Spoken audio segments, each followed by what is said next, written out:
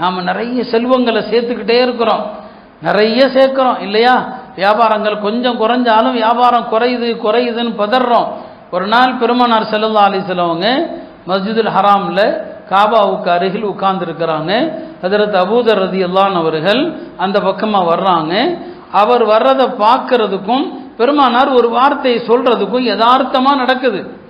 அவர் வர்றாரு, பெருமானார் சொல்றாங்க, ஹுமுல் அக்ஸரூன், அவர்கள் கைசேதத்திற்குரியவர்கள் அப்படின்னு சொல்றாங்க. ஹுமுல் அக்ஸரூன், அவர்கள் நஷ்டவாளிகள் அப்படிங்கிறாங்க. அபூதர் ரலியல்லாஹு அன்ஹு அவர்கள் ஒரு நிமிஷம் பதறி போயிடுறாங்க. நான் வரும்போது சொல்றாங்கன்னா என்ன பார்த்து சொல்றாங்களோ, என்னடா இது என்ன பார்த்து நஷ்டவாளிகள் கைசேதத்திற்குரியவர்கள் சொல்றாங்களே. உடனே பக்கத்தில் வந்து யார சொல்லலாம், யார சொல்றீங்க, மனில் அக்ஸரூன், யார் அந்த நஷ்டவாளிகள் என்று பெருமானார் சொன்னாங்க, ஹுமுல் அக்ஸரூன், அதிக பணம் சேர்த்து வைத்திருப்பவர்கள் தான் நஷ்டத்திற்குரியவர்கள். ஹுமுல் அக்ஸரூன் என்ன, அதிக பணம் சேர்த்து வச்சிருக்கிறவங்க.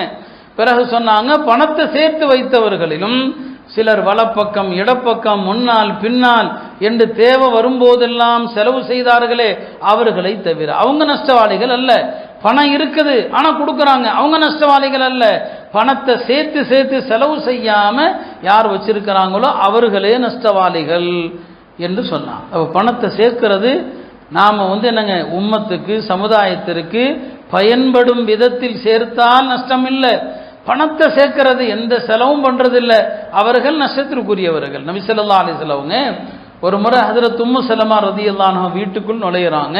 பெருமானாருடைய முகம் வாடி போய் இருக்குது, கவலையோடு இருக்கிறாங்க. உம்மு ஸலமா கேட்குறாங்க, யார ரசூலல்லாஹ், ஏன் ரொம்ப கவலையோடு இருக்கிறீங்களே, ஏதாவது உடம்பு வலியான்னு கேட்குறாங்க. நாம யாராவது வருத்தத்தில் இருந்தால் கேட்போம் இல்லையா, உடல் வலியான்னு கேட்குறாங்க. ரசூல் ஸல்லல்லாஹு அலைஹி சொன்னாங்க, இல்லை உடல் வலி கிடையாது, நேற்று என் வீட்டுக்கு ஒரு 7 திர்ஹம் வந்தது, 7 தீனார் வந்துச்சு, 7 பொற்காசுகள் வந்துச்சு. பொதுவாக நபி ஸல்லல்லாஹு அலைஹி வஸல்லம் பழக்கம் வந்தா உடனே கொடுத்துருவாங்க, வச்சிருக்க மாட்டாங்க. 7 தீனார் நேற்று வந்தது, நான் என்னுடைய படுக்கையின் விரிப்புக்கு அருகில் அதை வச்சிருந்தேன், அதை செலவு செய்ய மறந்துட்டேன், இப்பதான் ஞாபகம் வருது. அந்த 7 தீனார் என் வீட்டில் என்னுடைய விரிப்பில் இருப்பதனால் நான் கவலைப்படுகிறேன்னு சொன்னான். ஒரு 7 தீனார் 7 காசு வீட்டுக்குள்ள உட்கார்ந்து இருக்குது, அதை செலவு பண்ணாம வந்துட்டனே என்ற பயத்தில் நான் இருக்கிறேன்னு சொல்றாங்க. 7 தீனாருக்கு இன்னைக்கு நாம நம்முடைய கணக்கில், நம்முடைய வங்கியில், நம்முடைய வீட்டில் எவ்வளவு மதிப்புள்ள செல்வங்களை நாம் சேர்த்து வச்சிருக்கிறோம். நமக்கு அதை பற்றி அக்கறை இருக்குதா, இதற்கான ஜக்காத்தை நாம் சரியாக கொடுத்தோம் என்று நாம் எண்ணி பார்த்தோமா, இந்த பணத்தை குறித்து அல்லாஹ் மறுமையில் விசாரிப்பானே அதை பற்றி நாம் யாராவது யோசிக்கிறோமா? வெறும் 7 தீனாரை விட்டதற்காக அல்லாஹ்வுடைய தூதர் கவலைப்படுறாங்க.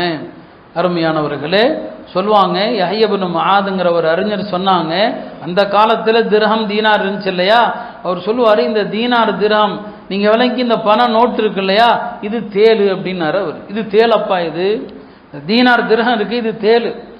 இந்த தேலை உன் கூட வச்சிருக்கணும்னு சொன்னா, அது உன்னை கொட்டாம இருக்கணும்னு சொன்னா, அதுக்கு உனக்கு ஓதி பார்க்க தெரியணும், மந்திரிக்க தெரியணும்.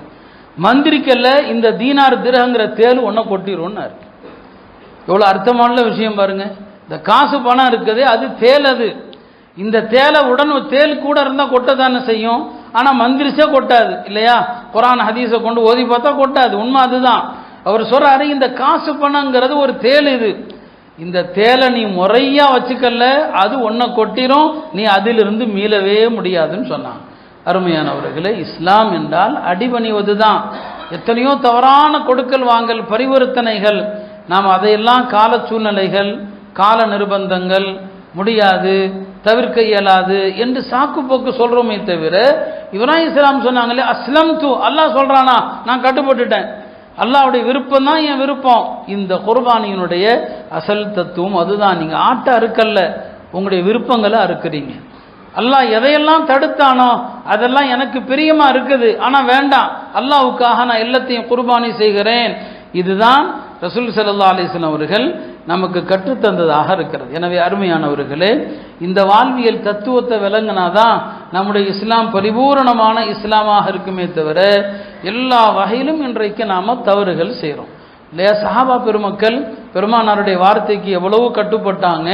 ஒரு முறை நபி ஸல்லல்லாஹு அலைஹி வஸல்லம் அவர்கள் மெம்பரில் நின்று கொண்டு ஹுத்பாவை ஆரம்பிக்கிறதுக்காக எழுந்து நிற்கிறாங்க. அப்போ சில தோழர்கள் அங்கே இங்கே நிற்கிறாங்க இல்லையா, சொன்னாங்க இஜ்லிசு தோழர்களே அமருங்கள்னு சொன்னாங்க.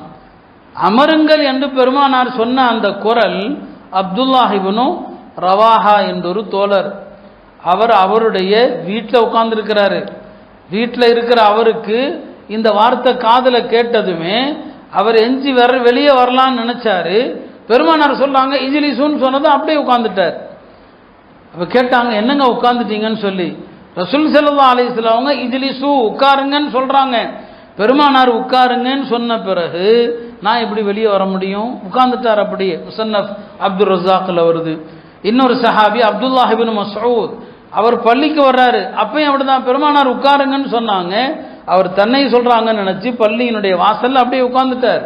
அதுக்கப்புறம் பெருமானார் உள்ள வாங்க, உங்களை நான் சொல்லவில்லை என்று சொல்றதாக ஹதீஸுகள்ல பார்க்கிறோம். அந்த காலத்தினுடைய பெண்கள் எல்லாம் கணவன் வீட்டை விட்டு வெளியே செல்கிற நேரத்தில் அந்த கணவன்மாரிடத்துல சொல்லுவாங்க இத்தகில்லாஹ ஃபீ ரிஸ்கினா, எங்களுக்கு எதை ரிஸ்கா கொண்டு வர போறீங்களோ அந்த விஷயத்துல அல்லாஹ்வை பயந்து நடந்துக்குங்க. இத்தகில்லாஹ ஃபீ ரிஸ்கினா, மனைவிமார்கள் கணவனிடத்துல சொல்லி அனுப்புவாங்க எங்களுக்கு எதை சம்பாதித்து கொண்டு வர போறீங்களோ அந்த விஷயத்துல அல்லாஹ்வை அஞ்சுக்குங்க. ஏன்னா இன்னா நஸ்பிரு அலல் ஜூ, நாங்க பசியோடு இருப்போம், அதை தாங்கிக்குவோம். வலா நஸ்பிரு அலா ஹர்ரின் நார், நரகத்தினுடைய சூட்டை எங்களால தாங்க முடியாது, நரக வெப்பத்தை எங்களால தாங்க முடியாது என்று அக்காலத்து பெண்கள் சொல்லுவாங்க.